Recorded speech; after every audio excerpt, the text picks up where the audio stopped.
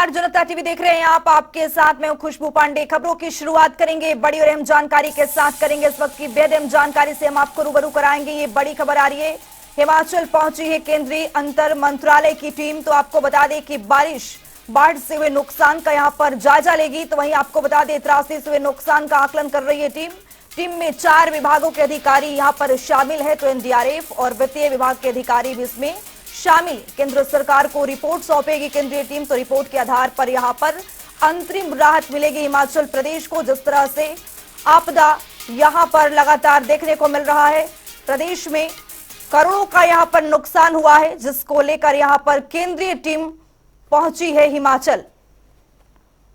तो बाढ़ से नुकसान का यहां पर जायजा लेगी, नुकसान की विस्तृत रिपोर्ट यहां पर सौंपेगी, हर इलाके का मुआयना करेगी ये टीम, जिसके बाद यहां पर अंतरिम रिपोर्ट यहां पर सौंपी जाएगी। तो हमारे साथ शिमला से ब्यूरो चीफ विकास शर्मा जुड़ चुके हैं। विकास जी, जिस तरह से केंद्रीय टीम अब हिमाचल प्रदेश पहुंची है और यहां पर लगातार मुआयना करने के बाद और अंतरिम रिपोर्ट सौंपेगी, क्या कुछ जानकारी, कहां से शुरुआत करेगी, किस जिले से शुरुआत होगा, किसके आधार पर होगा जानकारी? देखिए, बिल्कुल 7 से 8 जिले हैं जिनमें भारी नुकसान हुआ है। और जिस तरह से ये खबर आ रही थी कि जो नुकसान का आंकड़ा है अभी 4600 करोड़ रुपए के आसपास जो है वो आंकलन इसका किया गया है। लेकिन इसके अलावा जो राज्य सरकार की चिंता है वो ये कहती है कि अब हिमाचल प्रदेश में 4000 या 4600 करोड़ रुपए के आसपास का नुकसान नहीं है, बल्कि इससे कहीं ज्यादा यानी दोगुना नुकसान जो है वो यहाँ पर हुआ है। मुख्यमंत्री ने कई बार अपने बयानों के माध्यम से ये बात कही है कि 8000 करोड़ से ज्यादा का नुकसान हिमाचल प्रदेश में इस आपदा के दौरान यहाँ पर हुआ है। लेकिन अब जब राहत की बात की जा रही है कि राहत और बचाव कार्य जो है किस तरह से तेजी उसमें लाई जाए, किस तरह से केंद्र सरकार जो है वो हिमाचल प्रदेश को मदद करे कि अब यहाँ पर जिस तरह से वित्तीय संसाधनों की कमी है और लगातार जब से सुक्खू सरकार बनी है तब से यही बात कही जा रही है कि आर्थिक रूप से हिमाचल प्रदेश जो है उतना मजबूत नहीं है। लिहाजा जो 2000 करोड़ रुपए का एक ऐसा बड़ी राशि है जो यहाँ पर देनी चाहिए केंद्र सरकार को, और उसी के लिए ये केंद्रीय टीम जो है वो यहाँ पर आई है। एनडीआरएफ की जो वित्तीय मामलों की जो टीम है, रविनेश कुमार के अगुवाई में जो है ये टीम यहाँ पर आई है। 8 सदस्य इस टीम के अंदर है, 2 टीमें बनाई गई हैं। एक टीम जो है वो दौरा करने वाली है जिसमें सिरमौर जिला है, सोलन है, शिमला है और किन्नौर है। ये 4 जो जिले हैं यहाँ का दौरा एक टीम करेगी। दूसरी तरफ अगर दूसरी टीम की अगर मैं बात करूँ तो वो टीम जो है वो जाएगी मंडी, बिलासपुर और उसके बाद कुल्लू में और उसके बाद लाहौल स्पीति में। तो 2 टीमें अलग अलग दौरा करने वाली हैं और फाइनल जो बातचीत है वो यहाँ पर पहुंचेगी। और उसके बाद ये टीम जो है शिमला में यहाँ पर एक मीटिंग करेगी जो कि चीफ सेक्रेटरी के साथ जो है ये बैठक होगी, और तमाम विभागों के जो उच्च अधिकारी होंगे, जो वहाँ के मुखिया होंगे, वो उनके साथ ये बैठक यहाँ पर की जाएगी, जिसमें विस्तृत रूप से यह बताया जाएगा कि हिमाचल प्रदेश में वाकई कितना नुकसान यहाँ पर हुआ है। और इस नुकसान के लिए अब जो टीम आएगी वो अपनी रिपोर्ट यहाँ पर बनाएगी और रिपोर्ट जो है वो केंद्र सरकार के पास जो है वो सबमिट करेगी। और उसके बाद ही इसके ऊपर कोई आखिरी फैसला लिया जाएगा कि आखिरकार हिमाचल प्रदेश में जो नुकसान हुआ है उसकी भरपाई किस्तों में की जाएगी, कैसे की जाएगी, और जो लोग हैं, जो ये टीमें हैं, वो किस तरह से अपनी रिपोर्ट यहाँ पर सबमिट करेंगे। हर किसी की नजर जो है वो इस पर रहने वाली है। जी विकास, खबर ये भी आ रही है कि आपदाग्रस्त क्षेत्रों का दौरा करने के बाद ये टीम 21 जुलाई को फिर शिमला पहुंचेगी और वहां पर बैठक करेगी और बैठक में चर्चा होगा और जिसमें निष्कर्ष निकाला जाएगा कि किस तरह से यहां पर टीमों की तरफ से आकलन किया गया है। खबर ये भी सामने आ रही है, क्या कुछ जानकारी है इस पर? देखिए, निश्चित रूप से आपने बिल्कुल सही कहा और कई मसलों को लेकर बातचीत होगी। देखिए, बहुत से ऐसे जो यहाँ पर प्रभावित लोग हैं, देखिए बागवान जो है बड़े पैमाने पर प्रभावित यहाँ पर हुए क्योंकि सेब के बगीचे लोगों के तबाह हो गए हैं। बाढ़ की चपेट में लोग आए हैं, जो कि नदियों का जलस्तर जब बढ़ा, जब डैम्स का पानी जो है वो खोला गया, या फिर इसके अलावा जो जलस्तर बढ़ने में सबसे बड़ी अहमियत जो है वो ये देखी गई कि जो क्लाउड बस्ट हुआ है, यानी कि जहां बादल फटे हैं, बादल फटने के बाद जिस तरह से बाढ़ वहां पर आई है और उसके बाद से लगातार हालात जो है वो किस तरह बदले हैं, वो तस्वीर सबने यहाँ पर देखी है। तबाही के निशान ये बाढ़ और ये बादल फटने की घटनाएं जो है वो अपने पीछे यहाँ पर छोड़ गई है। लोगों के मकान तबाह हुए हैं और सरकार ये भी कह रही है कि निजी जो घर हैं वो लोगों के यहाँ पर जो है तबाह हुए हैं। उसके साथ साथ जो निजी ज़मीनें हैं लोगों की, चाहे वो किसानों की बात कर ले, बागवानों की बात कर ले, क्योंकि सेब की खेती दूसरी सबसे बड़ी अर्थव्यवस्था हिमाचल प्रदेश की है, जी। जो कि सेब के ऊपर टिकी है। और ऐसे में सेब के बगीचे लोगों के तबाह हुए हैं। यही नहीं, सेब का जो अब आने वाला समय है, क्योंकि अब जो है सेब का क्योंकि सीजन चल रहा है और सीजन की शुरुआत यहाँ पर हो गई है। 30 से 40 दिनों के भीतर ये सेब का सीजन जो है वो यहाँ पर रहता है। लिहाजा बहुत बड़ी चुनौती ये भी रहने वाली है, क्योंकि सड़कें भी तबाह हुई हैं। लोक निर्माण विभाग को बड़े पैमाने पर नुकसान जो है वो यहाँ पर हुआ है। तो ऐसे में युद्ध स्तर पर काम करने को लेकर या फिर सड़कों की बहाली को लेकर युद्ध स्तर पर बात की जा रही है कि युद्ध स्तर पर जो है वो काम किया जा रहा सर है। उठाऊंगी, लेकिन बस चिंता इस बात एक को मिनट लेकर और है कि दीजिए, बस आखिरकार उनका अब बात सेब जो है वो कंप्लीट मंडियों हो। तक ठीक है जी, विकास बने रहिए हमारे साथ, आपसे अपडेट आगे भी लेते रहेंगे। तो हमारे साथ धर्मवीर भी जुड़ चुके हैं मंडी से। धर्मवीर, मंडी भी पहुंचेगी केंद्रीय टीम, वहां पर किस तरह का नुकसान पहुंचा है, कितने अभी भी क्या सड़कें वहां पर बहाल हो पाई हैं, क्या कुछ जानकारी है? जी बता दें कि 2 केंद्रीय टीमें जो है चंडीगढ़ से मंडी के लिए रवाना हुई थी। एक टीम मंडी के लिए रवाना हुई थी और एक शिमला और सोलन जो ऊपरी इलाके सिरमौर वाले उसके लिए रवाना हुई है। मंडी वाली टीम जो है सुंदरनगर पहुंच गई है और कुछ ही देर पहले जो है उप मुख्यमंत्री मुकेश अग्निहोत्री ने उनका स्वागत किया और जो जल शक्ति विभाग को जो पूरा नुकसान हुआ है उसकी जो है जानकारी भी उनके साथ साझा की है। वहीं अगर मंडी की बात करें तो अभी भी जो है 60 के करीब सड़कें जो है अभी भी प्रभावित हैं और उनको खोलने का कार्य जारी है। अभी एनएच की ही बात करें तो एनएच भी जो है पिछले कल जो है 5 बजे जो है बंद हो गया था और आज जो है उसको खोल दिया गया है। वहीं अगर बात की जाए इन टीमों के बारे में तो मंडी में बात की जाए तो पंडोक, थुनाग, बारी चौकी और औट, इन 4 जगहों पर जो है नुकसान हुआ है और इन 4 जगहों पर ही मंडी में जो है ये टीमें दौरा करेंगी। डीसी मंडी अरिंदम चौधरी से हमारी बात हुई तो उन्होंने जानकारी दी कि आज जो है 3 स्थानों पे दौरा किया जाएगा। अगर टाइम बचता है या फिर समय रहता है तो यह टीम जो है आज औट का भी दौरा करेंगी। इसके बाद यह टीम जो है कल कुल्लू के लिए रवाना होंगी और जो पूरी रिपोर्ट बनाई जाएगी इनके द्वारा जो भी नुकसान हुआ है मंडी में पूरे ही जिला में। जी बहुत बहुत शुक्रिया धर्मेंद्र तमाम जानकारी साझा करने के लिए। तो विकास जी हमारे साथ बने रहिएगा, आपके साथ आगे भी हम अपडेट आपसे लेते रहेंगे।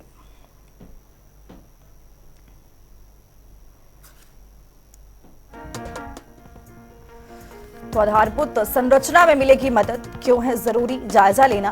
केंद्रीय टीम का आपको बता रहे हैं 20 दिन में केंद्रीय मदद का यहां पर अनुमान लगाया जाएगा।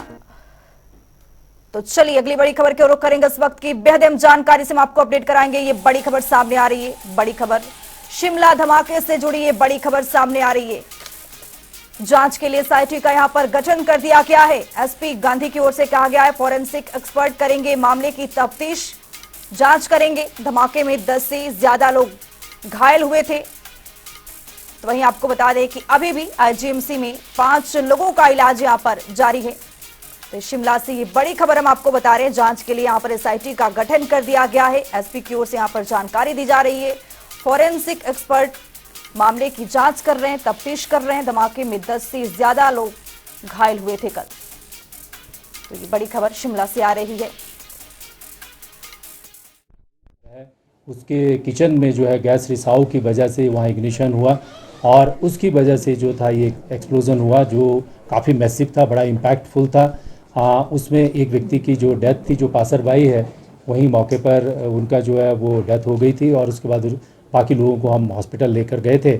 अभी तक जो हॉस्पिटलाइज जो इंजर्ड लोग हैं उनमें से 8 लोग डिस्चार्ज हो चुके हैं, 5 लोग उपचाराधीन हैं, उनका इलाज चल रहा है। जो वहाँ पर जो स्टेटमेंट्स हमारे पास आई हैं और साथ साथ में जो अभी तक हमने इन्वेस्टिगेशन की है उस इन्वेस्टिगेशन को आधार मानते हुए बिल्कुल इस तरह से कहा जा सकता है कि ये एलपीजी गैस में इग्निशन होने की वजह से जो ब्लास्ट हुआ है। एक स्पेशल इन्वेस्टिगेशन टीम जिसमें फॉरेंसिक एक्सपर्ट भी है वो टीम हमने कॉन्स्टिट्यूट की है। साथ साथ में हम नगर निगम और डिप्टी कमिश्नर शिमला को एक पत्र हमने लिखा है मेरे कार्यालय से कि जो स्पॉट है वहाँ की जो बिल्डिंग्स हैं उनकी structural stability in terms of water, electricity और उसकी आर्किटेक्चरल जो स्टेबिलिटी है उसको इंश्योर करने के बाद ही उनमें फर्दर जो है काम और बिजनेस रन करने की अनुमति दी जाए। क्योंकि तो हमारे साथ शिमला से ब्यूरो चीफ विकास शर्मा बने हुए हैं। विकास जी, जिस तरह से कल राजधानी धमाके से दहल उठी थी और इसमें कई लोगों की घायल होने की भी खबर थी और आज ये खबर आ रही है कि एसपी की ओर से एसआईटी का गठन कर दिया गया। एसपी ने जानकारी दिया है, अभी क्या कुछ जानकारी है? देखिए बिल्कुल, और जब ये धमाका हुआ सबसे पहले जनता टीवी की टीम है वो मौके पर पहुंची और ग्राउंड जीरो से आपको हमने दिखाया कि किस तरह के हालात वहां पर थे, लेकिन उसके जी। बाद पूरी तरह से उस इलाके को सील कर दिया गया और बैरिगेटिंग कर दी गई, लिहाजा किसी को आगे जाने की अनुमति जो है उसके बाद नहीं थी। लेकिन जनता टीवी ने वहां ग्राउंड जीरो पर जाके जो चीजें देखी तो बिल्कुल ऐसा नहीं लग रहा था कि वहां पर कोई सिलेंडर फटा है या किसी तरह से, क्योंकि दो आशंकाएं जो है वो यहाँ पर इसके बीच में ये जांच का घेरा जो है वो चल रहा था। एक, क्या वहां पर, क्योंकि अगर कोई रेस्टोरेंट चल रहा है तो अंदर खाना पकाने का काम होता है, लिहाजा गैस का इस्तेमाल जरूर वहां पर किया जाता होगा, तो ऐसे में क्या गैस का सिलेंडर जो है वो वहां पर फटा है? एक। दूसरा, क्या एसी का कंप्रेसर जो है वो वहां पर फटा है? क्योंकि दो ही संभावनाएं यहां पर अभी तक जताई जा रही थी। तीसरी बात, क्योंकि जनता टीवी की टीम जब वहां पर पहुंची तो हमने खुद जाकर वहां पर देखा कि कोई सिलेंडर जो है उसके फटने का कोई भी वहां पर जो तथ्य है वहां से नहीं मिले, वहां से कोई ऐसे सुराग जो है वो नजर नहीं आ रहे थे, क्योंकि अगर सिलेंडर फटता है तो कहीं ना कहीं आग लगती है या इस तरह की कोई घटना होती है, लेकिन ऐसा वहां पर कुछ नहीं हुआ। लेकिन इसके अलावा कंप्रेसर की जहां तक बात की जा रही थी कि एसी का कंप्रेसर फटा हो सकता है, क्योंकि उस दुकान के अंदर काम जो है वो अभी अंडर कंस्ट्रक्शन था, यानी कि उसके अंदर काम जो है वो चल रहा था, लिहाजा वो रेस्टोरेंट बंद था। तो कैसे ये चीजें हुई, ये इसके पीछे जो है वो जांच की जा रही है। लेकिन अब जो तथ्य सामने आए हैं उसके मुताबिक एक सबसे पहले सीसीटीवी फुटेज जो है वो जनता टीवी के हाथ लगा है और उस सीसीटीवी फुटेज के अंदर जो है साफ तौर पर देखा जा सकता है कि किस तरह का वो मंजर रहा होगा। दिल दहला देने वाला ये धमाका जब हुआ तो 500 मीटर के दायरे में जो है वो किस तरह से लोग जो है वो एकदम से खौफजद हो गए कि आखिरकार ये धमाका किस चीज का हुआ। और ये धमाका इतनी जोर से था कि आसपास की जो 20 ऐसी दुकानें थी जिनके कांच जो है वो, जिनके शीशे जो है वो वहां पर टूट गए। लिहाजा हर एंगल से जांच की जा रही है, क्योंकि पर्यटन स्थल है शिमला और ऐसे में देश ही नहीं दुनिया में जो है एक अलग अपनी पहचान रखती है। कई तरह से जो निशाने पर जो है, आतंकियों के निशाने पर भी शिमला जो है वो रहा है, धमकियां जो है वो लगातार दी जा चुकी हैं। इस एंगल से भी जांच करने की कोशिश जो है वो यहाँ पर की जा रही थी। शुरुआती जांच में ही पुलिस का यह भी कहना था कि कोई एंगल छोड़ा नहीं जाएगा, सभी एंगल्स को देखा जाएगा, अभी तफ्तीश जो है वो की जा रही है। अब जाकर ये पता चला है कि जो अंदर गैस का जो रिसाव हो रहा था उसके बाद वो गैस वहां पर इकट्ठी हुई और उसके बाद अचानक से जैसे ही कोई कटआउट वहां पर लगा हो या किसी तरह से कोई स्पार्क अगर वहां पर हुआ तो उसके बाद ये धमाका बहुत जोरदार हुआ, जिसके बाद जो सामने का शटर है वो पूरी तरह से टूट गया, सामने की दुकान जो है वो मलबे में तब्दील हो गई। यही नहीं, उसके जहां पर ये धमाका हुआ उसकी जो ऊपर का जो फ्लोर है वो फ्लोर भी पूरी तरह से टूट चुका है और उसके आसपास की जो बिल्डिंग है उनको भी बड़े पैमाने पर नुकसान यहाँ पर हुआ है। तो ये सारी चीजें हैं और आज डीजीपी जो है संजय कुंडू, उन्होंने भी मौके का जो है वहां पर जायजा लिया है, वहां पर खुद जाके जो है उन्होंने देखा है कि किस तरह के हालात रहे, लोगों से बात उन्होंने वहां पर की है। और इसके साथ ही जो शिमला पुलिस, देखिए क्योंकि ये जो रेस्टोरेंट था ये बिल्कुल माल रोड से सटा हुआ जो ये बिल्डिंग है उसी के अंदर ये था और ऐसे में बिल्कुल साथ में ही पुलिस कंट्रोल रूम है जहां पर पुलिस के जवान जो है वो 24 घंटे वहां पर रहते हैं। और कल तो क्योंकि शाम का समय था तो वहां पर एसपी शिमला खुद मौजूद थे, डीएसपी वहां पर मौजूद थे, एएसपी मौजूद थे और इसके साथ ही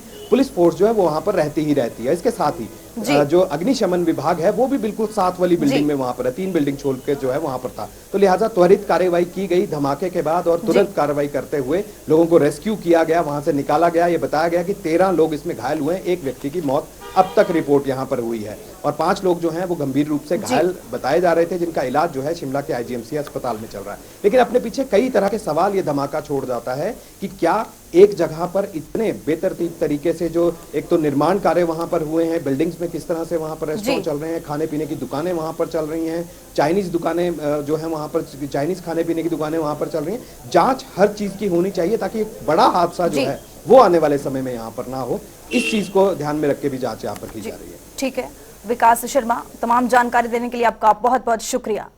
तो एक कारोबारी केस में मौत हो गई है, 13 लोग घायल बताए जा रहे हैं, घायलों के अस्पताल में यहाँ पर इलाज जारी है, 6 दुकानों को भी यहाँ पर नुकसान पहुंचा है। तस्वीरों के जरिए आप देख सकते हैं कि ब्लास्ट कितना गंभीर होगा।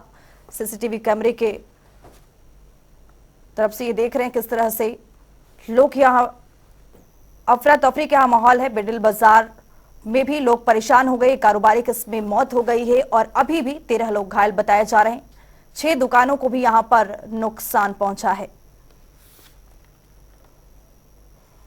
तो चलिए अब खबरों में आगे बढ़ते हैं। शिमला के मिडिल बाजार के एक रेस्टोरेंट में हुआ धमाके के एक व्यक्ति की जान ले ली, तो वहीं 13 लोग घायल हैं, जो कहीं ना कहीं प्रशासन पर सवाल उठा रहा है। देखिए इस खास रिपोर्ट में। धमाके से दहली राजधानी, मिडिल बाजार में जोरदार ब्लास्ट, टूटे दुकानों के शीशे, मची अफरा तफरी। हिमाचल की राजधानी शिमला मंगलवार शाम एक धमाके से दहल उठी। शिमला के मिडिल बाजार की मशहूर हिमाचल रसोई रेस्टोरेंट में जोरदार धमाका हुआ। धमाके की आवाज इतनी ज्यादा थी कि आसपास बने कई दुकानों के शीशे टूट गए। बाजार में अफरा तफरी मच गई। इमारत की ऊपरी मंजिलों के फर्श पर बड़ी बड़ी दरारें आ गई हैं। आनन फानन में लोगों को बिल्डिंग से बाहर निकाल कर लाया गया। हिमाचल रसोई में हुए इस धमाके में 13 लोग घायल हुए हैं, जबकि एक व्यक्ति की मौके पर ही मौत हो गई। हिमाचल रसोई जो है उसके किचन में जो है गैस रिसाव की वजह से वहाँ इग्निशन हुआ और उसकी वजह से जो था ये एक्सप्लोजन हुआ जो काफ़ी मैसिव था, बड़ा इम्पैक्टफुल था। उसमें एक व्यक्ति की जो डेथ थी, जो पासरबाई है, वहीं मौके पर उनका जो है वो डेथ हो गई थी और उसके बाद बाकी लोगों को हम हॉस्पिटल लेकर गए थे। अभी तक जो हॉस्पिटलाइज जो इंजर्ड लोग हैं उनमें से 8 लोग डिस्चार्ज हो चुके हैं, 5 लोग उपचाराधीन हैं। उनका इलाज चल रहा है। जो वहाँ पर जो स्टेटमेंट्स हमारे पास आई हैं और साथ साथ में जो अभी तक हमने इन्वेस्टिगेशन की है, उस इन्वेस्टिगेशन को आधार मानते हुए बिल्कुल इस तरह से कहा जा सकता है कि ये एलपीजी गैस में इग्निशन होने की वजह से जो ब्लास्ट हुआ है। एक स्पेशल इन्वेस्टिगेशन टीम जिसमें फॉरेंसिक एक्सपर्ट भी है, वो टीम हमने कॉन्स्टिट्यूट की है। साथ साथ में हम नगर निगम और डिप्टी कमिश्नर शिमला को एक पत्र हमने लिखा है मेरे कार्यालय से कि जो स्पॉट है वहाँ की जो बिल्डिंग्स हैं उनकी structural stability in terms of water, electricity और उसकी आर्किटेक्चरल जो स्टेबिलिटी है उसको इंश्योर करने के बाद ही उनमें फर्दर जो है काम और बिजनेस रन करने की अनुमति दी जाए। क्योंकि इसके अलावा स्कैंडल पॉइंट से लेकर गेटी थिएटर के रोड को आम लोगों की आवाजाही के लिए रोक दिया गया है ताकि कोई और हादसा ना हो। शिमला शहर के विधायक हरीश जनार्था ने भी मौके का जायजा लिया, तो वहीं मौके पर मौजूद बीजेपी के प्रवक्ता करण नंदा ने इस मामले की गंभीरता से जांच कराने की मांग उठाई है। बचाव मैं ये बोलता हूँ जो थ्रस्ट है, जहाँ पे अभी हमने अंदर स्पॉट पे जो जगह देखी है वो थ्रू एंड थ्रू लेंटर के थ्रू, जैसे बेसमेंट में ये ब्लास्ट हुआ है, ये लेंटर के थ्रू तोड़ते हुए लेंटर के थ्रू एक वर्टिकल ब्लास्ट हुआ। इसका जो मैक्सिमम जो प्रेशर बना ऊपर को बना है और तो लेकिन जो साइड में जो आपके कुछ ज्वेलर्स की दुकान थी और इधर उधर 8-10 बिल्डिंगें नियर बाय, उसमें काफ़ी नुकसान हुआ है। पर अगर ये बाय चांस कहीं और फिलावट में होता तो मैक्सिमम ये मिडिल बाजार में बहुत नुकसान होने की संभावना हो सकती थी। देखिए, अगर आप रेस्टोरेंट्स की बात करें तो यहाँ 70-80 रेस्टोरेंट्स तो आपको यूं ही दिख जाएंगे और अगर इस प्रकार की वारदात है तो यहाँ तो खतरा इतना बढ़ गया है कि अगर ये दुकानें एक के साथ एक जुड़ी, अगर मॉल रोड की आप कंस्ट्रक्शन देखेंगे इसके अंदर सेटबैक्स नहीं है और अगर यहाँ ब्लास्ट होता है तो एक के साथ 3 से 4 दुकानें जो है वो ध्वस्त हो सकती है। बहुत बड़ा इम्पैक्ट है और इससे बहुत खतरा माल रोड को है। उचित इंक्वायरी होनी चाहिए और उचित इसके अंदर जितने भी डिमांड्स है वो हमारी यही रहेगी कि ये रेस्टोरेंट्स हैं इनके ऊपर जो है वो सख्त से सख्त नियम लागू होने चाहिए। मौके पर मौजूद प्रत्यक्षदर्शी इसे एसी के कंप्रेसर में हुआ धमाका बता रहे हैं। एसी का कंप्रेसर फटा है। अच्छा। और एक बंदा बोलते हैं जो दुकान के अंदर सीधे बाहर को कुछ हुआ है। अच्छा। और मेरे ख्याल उसकी डेथ हो गई। या सर जैसे हम अंदर बैठे हुए थे आराम से, लोग जैसे आ रहे थे जा रहे थे, 1 सेकंड में जैसे ब्लास्ट हुआ, पता नहीं लगा क्या हुआ, 5 मिनट तक तो पता नहीं लगा, ये पता नहीं लगा कि कौन सी दुकान में हुआ। हाँ, उसके बाद जब लोग आए तो फिर थोड़ा सा फायर ब्रिगेड वाले आए तो उसके बाद थोड़ा लोग निकले तो एक दो काफ़ी इंजर्ड है। एक बंदा यहाँ से जा रहा था बेचारा, वो भी जैसे बिल्कुल उसको तो बिल्कुल खत्म है। बहुत जोरदार धमाका सर, बहुत जोर था। एक ही ऐसे अगर 10-20 सिलेंडर फटे तो भी इतनी आवाज़ ना आए, जैसे बम मतलब हमने देखा है टीवी में उस टाइप का था। मतलब ये देखो कि यहाँ 4-5 दुकानें छोड़ के भी शीशे टूट चुके हैं हमारी दुकानों के और मतलब इधर भी उधर, मतलब बहुत खतरनाक। वहीं शहर में इस तरह की घटनाएं होना लोगों में दहशत पैदा करता है, जिसको लेकर सरकार और प्रशासन को ठोस फैसला लेना चाहिए जिससे इस तरह के हादसों पर लगाम लग सके। ब्यूरो डेस्क, जनता टीवी।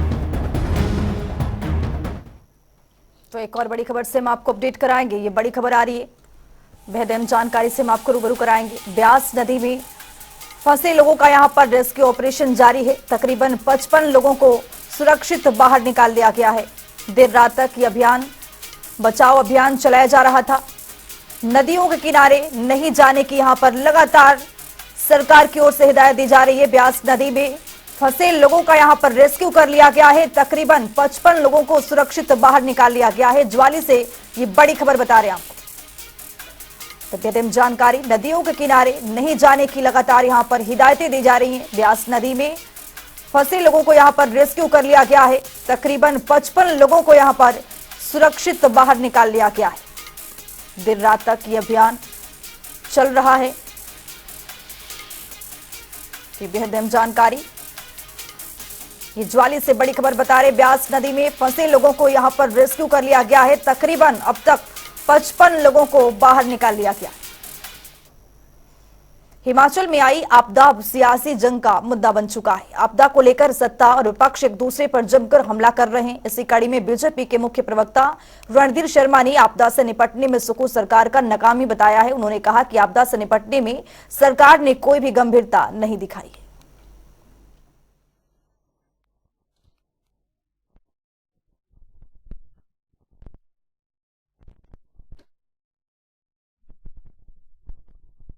हिमाचल प्रदेश भारतीय जनता पार्टी का आरोप है कि